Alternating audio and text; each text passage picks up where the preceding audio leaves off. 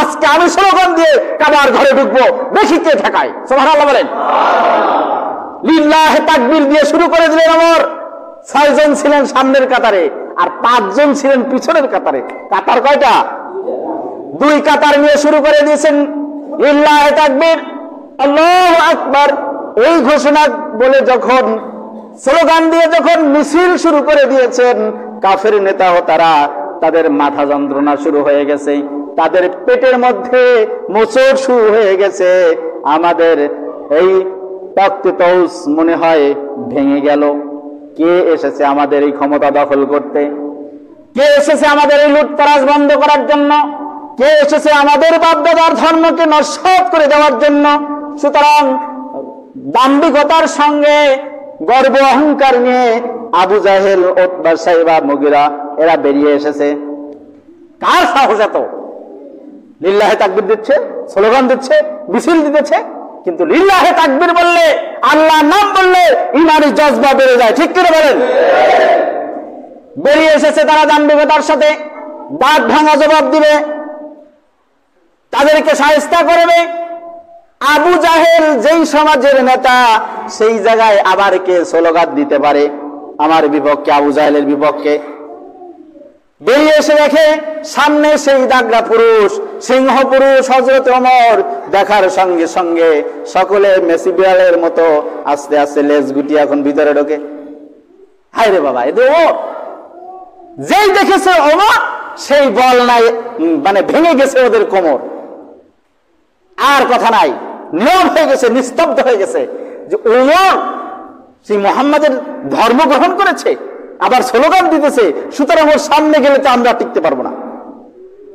সুতরাং ইমানি জজবা হতে হবে, আমরা মুসলিম, আমাদের স্লোগান কে যদি ওইরকম হয় যে মসজিদের 4 ওয়ালের বাইরে না বেরোয়, যদিও আমাদের বাধ্য করা হয়েছিল, তাকবীর চলবে না, তাকবীর চলবে আমার নেতা, তোমার নেতা, শ্রেষ্ঠ, সর্বকালের শ্রেষ্ঠ বাঙালি হুতুম পেঁচা,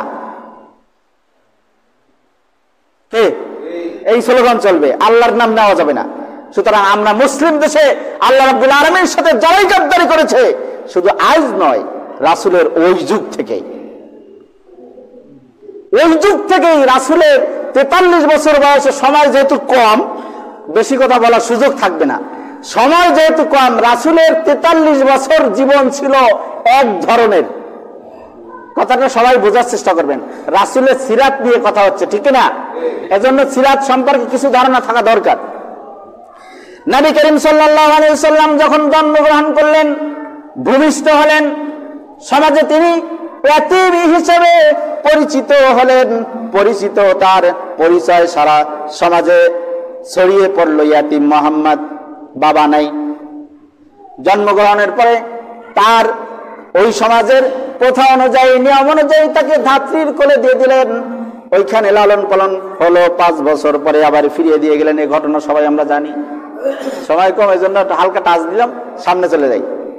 নবী করিম সাল্লাল্লাহু আলাইহি ওয়াসাল্লাম যখন বয়স 10-এর একটু বেশি, সমাজে শান্তি শৃঙ্খলা ফিরিয়ে আনার জন্য তিনি ছোটকাল থেকে যে তার তৎপরতা চালিয়েছেন, ইতিহাস তার সাক্ষী। সুবহানাল্লাহ। আগে বলবেন না পরে বলবেন? আল্লাহর হাবিব, একটা ছোট্ট একটা থিওরি আগে খেয়াল করেন। আল্লাহ হচ্ছেন রব্বুল আলামিন, আর রাসূল হলেন রাহমাতাল লিল আলামিন। সুবহানাল্লাহ বলেন। আল্লাহ রাব্বুল আলামিন হলেন গোটা জাহানের রব, সমস্ত জগৎগুলির রব, আর আপনার আমার নবী জনাব মুহাম্মদুর রাসূলুল্লাহ সাল্লাল্লাহু আলাইহি ওয়াসাল্লাম হলেন রাহমাতাল লিল আলামিন, সমস্ত জগৎ সমূহের জন্য রহমত। তিনি সমাজে যখন এসেছেন, বলিষ্ঠ হতে লাগলেন, লালন পালন হতেছেন। বয়স যখন 10-এর উপরে একটু বেশি, তখন কাবা সংস্কার শুরু হয়ে গেল। কাবা সংস্কার হয়েছে, কাবা কমপ্লিট হয়ে গেছে। হাজরে আসওয়াদ রাখার জন্য তখন বড় বড় নেতা সমাজে তো অভাব নাই। জোয়ার দেখলে নেতার অভাব আছে? জোয়ারের সময় নেতার অভাব আছে? কুঞ্চে নেতা, বড় নেতা, পাতি নেতা, হাতি নেতা কি আছে না? এসে নাক জাগিয়েছে যে হাজরে আসওয়াদ একটা গুরুত্বপূর্ণ মর্যাদাপূর্ণ একটা পাথর, জান্নাতি পাথর। সুতরাং এইটা রাখার হকদার আমি বেশি। এক নেতা এসেছে। আবার মল্লিক বংশের আরেকজন এসে বলছে, না আমিও তো আমার গোত্রের নেতা, সুতরাং পাথর রাখার হকদার আমি বেশি। কুরাইশ বংশের আরেকজন নেতা বলছে আমি বেশি। শুরু হয়ে গেছে গ্যাঞ্জাম, শুরু হয়ে গেছে মারামারি। মারামারি মানে এখনো হাতাহাতি হয় নাই, মুখে মুখে শুরু হয়ে গেছে। আর ওই সমাজের তো অবস্থা ছিল কথার চেয়ে হাতে কলমের কাজ বেশি। দুই এক কথা বলা বলি, মারামারি শুরু, কোপাকুপি, খুন খারাপি শুরু। মারামারি হবে এমন একটি পরিস্থিতি, ছোট্ট মোহাম্মদ ইবনে আব্দুল্লাহ চলে এসেছেন। এসে বলছেন, চাচাজিরা আমি একটা পরামর্শ আপনাদেরকে দিতে চাই, আপনারা যদি অনুমতি দিতে দেন।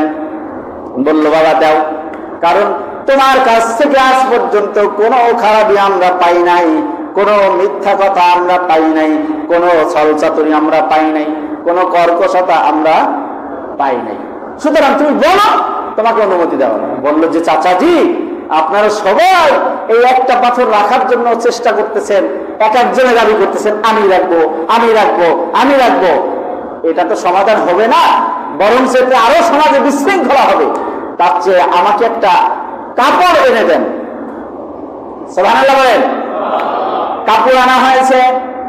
কাপড় আনার পরে পাথরটা উঠে মুহাম্মদুর রাসূলুল্লাহ সাল্লাল্লাহু আলাইহি ওয়াসাল্লাম তখনও তো নবুয়ত পায় নাই, তার মানে মুহাম্মদ ইবনে আব্দুল্লাহ, তিনি ওই পাথরটাকে কাপড়ের উপর রেখে, চাদরের উপর রেখে এইবার বলছেন, চাচাজিরা আপনারা যে যেখান থেকে দাবি করেছিলেন, গোত্র প্রধান, গোত্র নেতা, সমাজের নেতা, যারা যেভাবে দাবি করেছিলেন পাথর রাখার জন্য, সবাই এসে যান, আর এসে ওই কাপড়টার চতুর্দিক থেকে সবাই ধরেন। সমাধান হয়ে গেল, সবাই খুশি হয়ে গেল।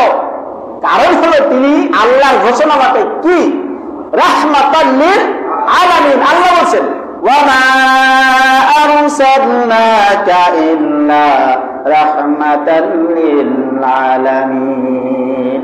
তিনি তো গোটা পৃথিবীর জন্য নয়, গোটা বিশ্ব জগতের জন্যই রহমত। সুবহানাল্লাহ। সমাধান হয়ে গেল। বয়স যখন 17, মতান্তর আছে 19, শান্তি সংগঠনে হিলফুল ফুজুল নামে একটা সংগঠন গঠন করলেন সমাজে শান্তি ফিরিয়ে আনার জন্য। মানে তিনি তার স্থান থেকে সর্বাত্মক প্রচেষ্টা করতেছেন সমাজে কিভাবে শান্তি ফিরিয়ে আনা যায়। কিন্তু এককভাবে যখন ব্যর্থ হলেন যে আমি একটা সালিশ করি, সমঝোতা ফিরিয়ে আনি, আর ওই পাশে আরো 10টা সালিশ হয়, সে জায়গা মারামারি, খুন খারাপি, সালিশও হয় না। যার জোর আর মুলকুল লিমান লাহুল কুওয়া, জোর যার মুল্লুক তার।